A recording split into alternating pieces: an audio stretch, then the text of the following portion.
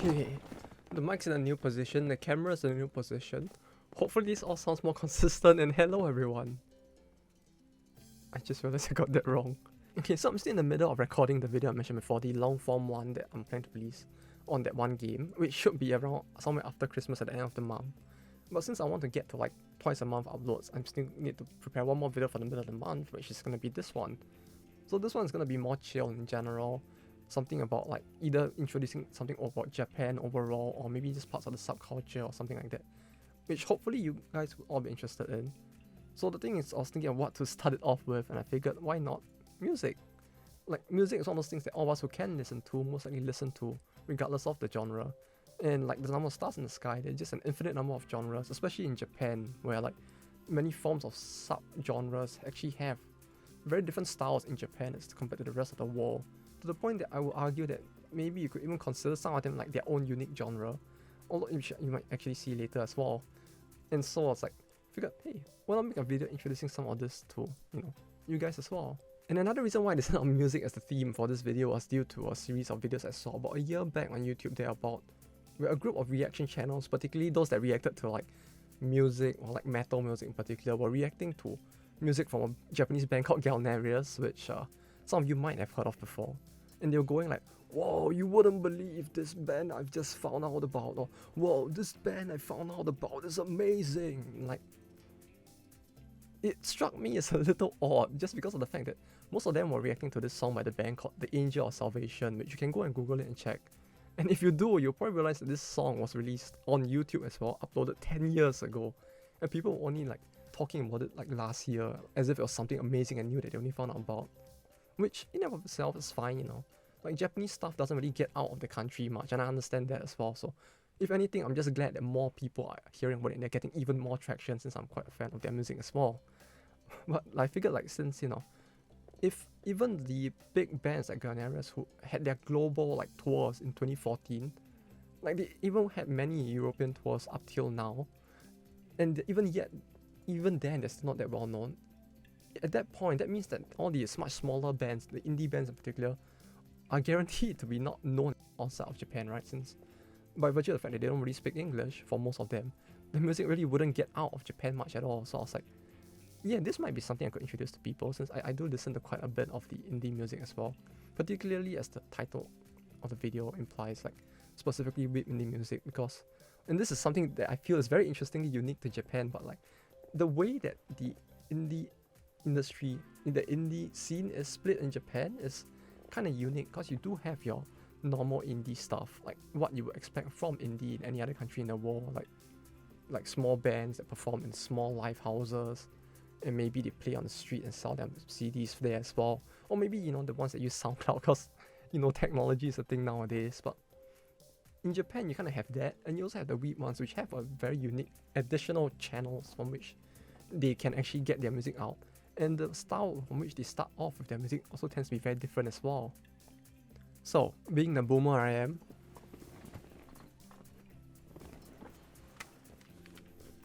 I kind of do have a entire stack of boomer objects here. I don't know if you guys know what this is, but oops. These are called CDs. They're things you put in your PC to play music. A pretty archaic concept nowadays, but when it comes to indie bands, this is one of the ways that they do get their music out quite a bit, so these do end up being quite a fun thing to collect, nice memento of an era that's gone by. Fuck, I'm gonna sound really old saying that, aren't I? But yeah, I figured I could just take out a few discs from this and just introduce them, but yeah, a little bit on the difference between the indie and the weeb indie music in Japan. So the reason why I'm separating the indie bands as well as the weeb indie bands is due to the fact that they do have different channels from which they actually get their music out, as well as the different type of fan base, and the type of music that they release tends to be a little different as well. So most of the weeb ones, at the very least, they tend to begin their debut through playing music that's either using some form of anime music or game OST as a base, like many of the Toho ones that I mentioned in the previous video, where they would use the BGM, they would play it in another style, like taking the game's more gamey OST sounding music and turning into jazz or metal, adding their own lyrics and then turning into a song unique and themed to the game itself or to the series itself. Then you also do have bands that later go on to release their own original music as well. And some of them do get quite popular, such as Unlucky Morpheus, which I don't know how popular they are outside of Japan, but within Japan, within the metal scene at least, they are quite popular for releasing some very interesting pieces, such as playing the entirety of Van Halen's Eruption except on a violin instead. Things like the one song they released where they first played the song from front to back like a normal song, and they composed it in such a way that you could play it from back to front as well, and you would actually get a pretty interesting song out of it, which they had different vocals for that song as well. So as you can imagine, the target audience of these bands will be kind of different as well, especially at the start, since they would be targeting more of the people who are interested in the original series that their work is based off of, rather than just being people who are interested in music, particularly indie music in general. And on top of that, they can also sell this music of theirs in stores that are geared towards this specific fan-made content of specific anime-related stuff. And they can be kind of hard to find as well. Like, for the one I want to use as an example, you kind of have to enter this arcade over here, and then you, instead of going up into the arcade, you kind of go down the back hallway, go down a staircase in the back, which kind of looks very shady. When there's a completely different store down there. And once you go down the stairs, you go to the left, and you go to the furthest left, and you just see all of this music there. And it's like all these different bands, these indie bands, just having their music up there for you to just browse your way through. Everything from like Vocaloid music to some of the bands that I mentioned before, or I'm going to mention, and as well as many other things such as EDM and so on and so forth. The variety there is quite amazing. Well, that's it. I'm gonna like go through some of the bands I kind of am quite interested in, and maybe introduce some of them, just, you know, in hopes that maybe some of this will be interesting to you guys. Like, there's a lot of interesting stuff in the music themselves, so I'm just hoping that there's some stuff that you guys might take out of it as well. But I'm going to pick 3 bands that are kind of different in their own ways, and hopefully we can find something interesting out of this, yeah? Alright, so the first band I want to introduce to you guys is Yellow Squadron, which this might be a bit small, I guess, a bit hard to see, so I'll do you guys a solid. I'll put the main cover here, so you guys can look at this instead. Well, not have to squint at that. So, Yellow Squadron is a band from Kanagawa, Japan, which actually does instrumentals for Kankole as well as Azure Lane, although with a larger focus on Kankole, with everything ranging from metal to country, without vocals, of course, this is an instrumental band. But yeah, the thing that struck me the most is the fact that they actually seem to be quite skilled. Like, one of the things that I first saw of their music that you can actually find on YouTube as well was a song that was a mashup of Kankole music as well as the one meme power metal song, Through the Fire and the Flames, called Through the Crossfire and Torpedoes. And the thing is, they do have quite a lot of music that's a quite interesting mix of Japanese style music, like the stuff you would typically hear on a shamisen or in the background of like Japanese dramas and the like, which is meant to mimic more of like, well, past Japan, more so than modern Japan. And they have that kind of past Japan music mixed together with modern metal, which actually comes up to be quite interesting. Though for this one, I guess we could go with I could play you guys. We can just play one. This is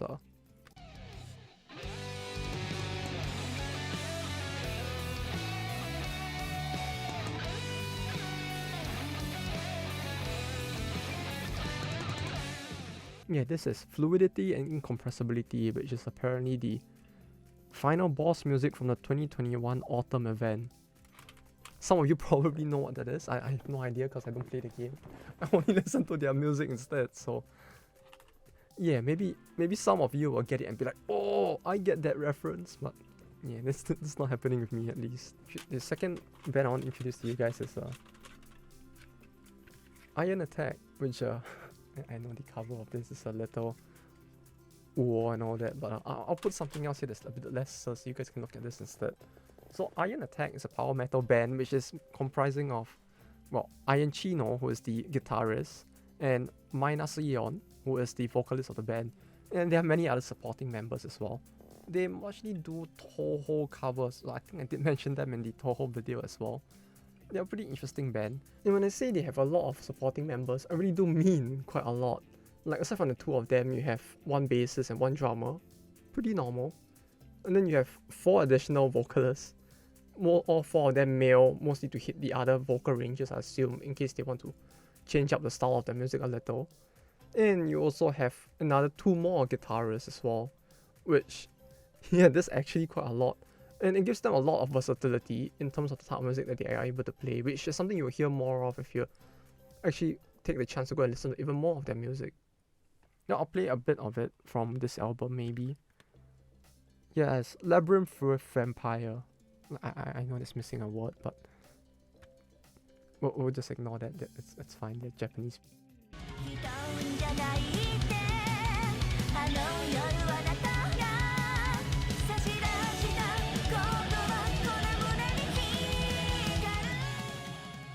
So yeah, both members of the band are actually quite veterans in the field. I think, if I'm not mistaken, Ian Chino has been around since 2007, and the two of them formed the band together in 2013, I believe, with Minasa Yeon, the female vocalist, being someone who studied classical music for 3 years before they formed the band, and then together they just decided to go with this and they pushed it quite far. And since then, they've actually been getting quite a lot of popularity within Japan at least. I don't know about outside, but if I'm not mistaken, they did perform in like East Asia and Europe as well. So they might have some level of popularity there as well. I sincerely hope so. I have to say, like Toho music in general really feels very like general purpose. Like people have turned it into everything from EDM to like metal like this, as well as in the jazz. Like Zone did a good job, and these people did even they did an equally good job in making it into something very unique, and that they can actually turn into their own music as well. So the last one I want to talk about or introduce is it's Seifumeigetsu.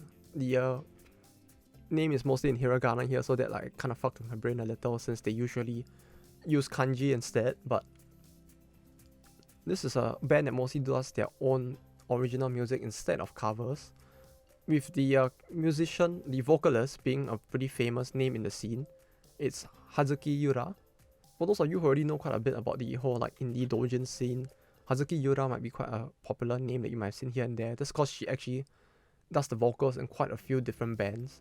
So this band is made out of her, as well as the person who makes all the instrumentals for the song, called Drop. Yeah, I know it's a very generic sounding name, so it might be a bit hard to tell who I'm talking about, since it's just the word drop, like.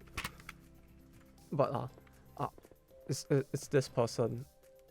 Yeah, they don't really have much of that information up online, and they are largely quite low profile, so there's not too much for me to say about them in general. But for Hazuki Yura herself, she's quite famous in the scene, and I think she's actually going for this year's Comic Cat Winter, which is in like 2.5 weeks, with her own booth as well. So you might be able to check out her music there if you're actually going for Comic Cat, although I'm not sure in what form she's planning to sell it in yet. I need to go and check Twitter for that at some point. So the reason why I'm pointing out this band specifically, even though she is involved in so many different projects, is because the type of music they make is kind of interesting to me. It's a sub-genre which is very Japan exclusive, I feel like, where they call it gothic music, but it's not gothic music in the sense of the dark, brooding music that we come to know as gothic music outside in the rest of the world, but something that's more like the Japanese perception of Baroque Western European music, combined with the Japanese influences that define this style of music. You can think of something like Ali Project, if you all have ever heard of that, or like Kanon Wakashima's Lolita Libretto, I think, where it's like this very Western classical sounding music combined with some level of what the Japanese think that kind of music is. It's kind of like Japanese Chinese food, you know, where it's like, it's technically Chinese food, but it just does not taste like it. This is something like that, except with this is the music equivalent of it with Western European music instead. I don't know, it's something that's very hard to describe, because like, it doesn't really exist in this form outside of Japan, but it's like, it's so normal here, and people just call it gothic music, even though it's so different that I don't know how to explain it. You know what, I'll just play a bit of this album. Here's The Mad Hatter.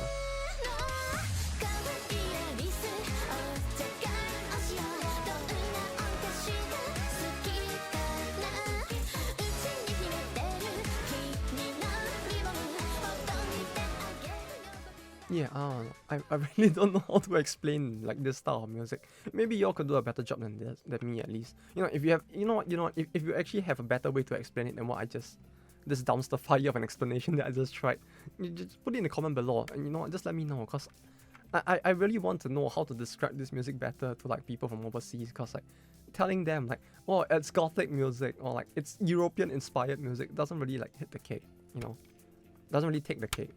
It's like quasi European music that the Japanese really like to play into, which I do enjoy as well. Like this style of music is very unique and interesting, but like I just wish I knew how to explain it better to others as well. But yeah, once again, it's Seifumeigetsu. It's one of the bands that Hazuki Yura is actually a part of, or at least does the vocals for at least. And if you're interested, they actually have quite a few of their albums, like the two that I mentioned previously as well. Most of them can be found on Melon Books. I don't want to put it, I don't know if I should put their link in the description. It feels like I'm being sponsored, even though I'm not if I do that, but yeah, you know what, I'll just put it below, you can go and check it out. Like, no, actually no, the website may not be completely safe for YouTube, so Melon, like the fruit, and book with an S at the back. They do ship globally, I believe, if you want a physical copy, although music-wise they do digital copies as well, so you could go and check it out there. Then maybe if you find their album or any other album that is, oh shit, is that a scratch? Bruh, oh no.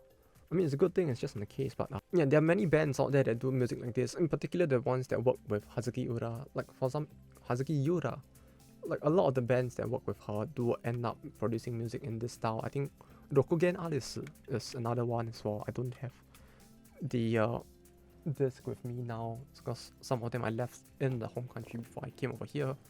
But yeah, I'll dig it and see if I can find it. Maybe, who knows, I could just do this like another like one of these sort of music introduction things. I can just show it there instead, right? But yeah, this third one in particular was a very interesting band to me just because of the styles of music, as I mentioned before. Like, I really wish I knew better how to explain it, because like, it's something that you kind of hear with many of the metal bands as well, like Galnerius. You know, I'm going off on a tangent here, but like when you talk about Galnerius, many people in Japan just call their style of like power metal like neoclassical power metal, but like neoclassical and metal, it's a very weird thing like to explain to people from overseas, because it's a term that's only really used in Japan for the most part. Like, it's very cool and it's very iconic when you hear this style of music, because like you don't hear it as much combined in these styles outside of Japan, which is one of the reasons why I really love Japanese music. You know, like we talk about, like, for example, we talk about Yellow Squadron, right? The first song, one of the many songs that they actually had that interested me so much was one of these ones. Okay, you know what? I'll play a little bit of that one. You just listen to this as well.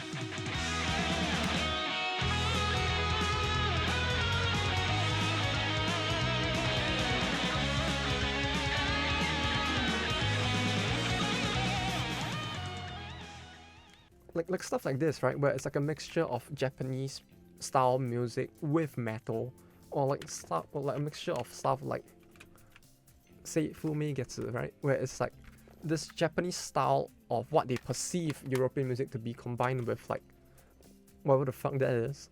It's so interesting to me that I really don't know how to explain it, man. Like it's like there isn't really a clear defined genre for some of this stuff, due to the fact that much of it has been largely just fermenting in Japan, getting bigger and bigger, while not getting out to the rest of the world, and people outside tend to just classify it in the same vein as a lot of other stuff. But like, the genres that we use are so not generic, but they're so expansive at times that they cover stuff that sounds so different and lump it under the same thing, to the point that when I want to explain this to people, it's very difficult as well. Because yeah, I can't explain this as gothic rock either, you know, because like people are gonna get the wrong idea if I use the word gothic outside of Japan. But like,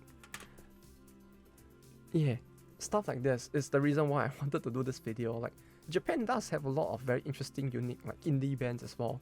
Not just, and even the big ones like Galnerius that I mentioned like quite a few times as well, because I do like the music quite a lot. but like they do have very unique inspirations for this, even like genres that are quite well known outside of Japan. And they take this inspirations that they have or their perceptions of the outside world and they turn it into this unique style of music that is very unique to Japan. Even when it's trying to mimic the outside world, like when it's trying to mimic the West, for example, it ends up being so different in a way from what actually comes from there that it actually forms its own, like, I guess you call it a subgenre in and of itself.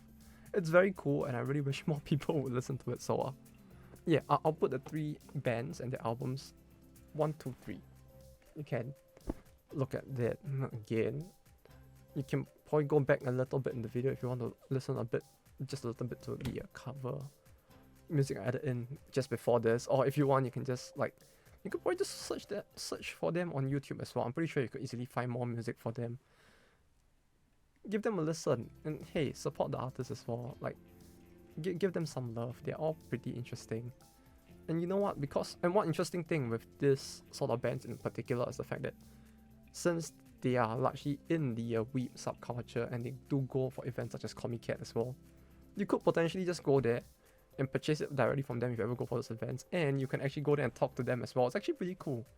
Like, especially when it comes to music, the queues tend to not be as long because they don't like give you limited edition like formal goods to go with the book that you need to queue like 3 hours at the event for. So queues tend to move fast. There tends to be a lot of downtime. You can just go there, talk to them, give them a drink, support the artists. You know, it's fun. It's very communal, and that's something you would notice a lot around a lot of the videos I do about events in general. The sense of community and being able to just talk to people.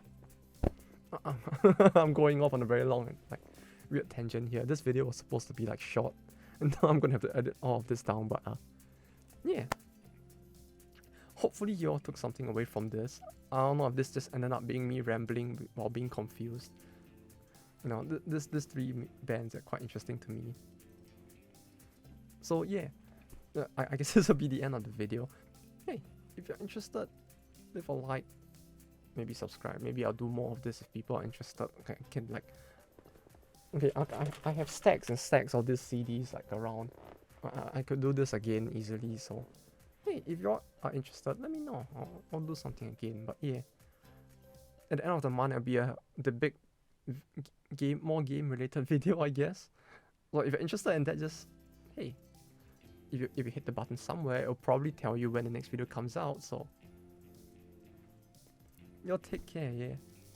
And I'll be seeing you on the next video if you're there. So take care and bye bye.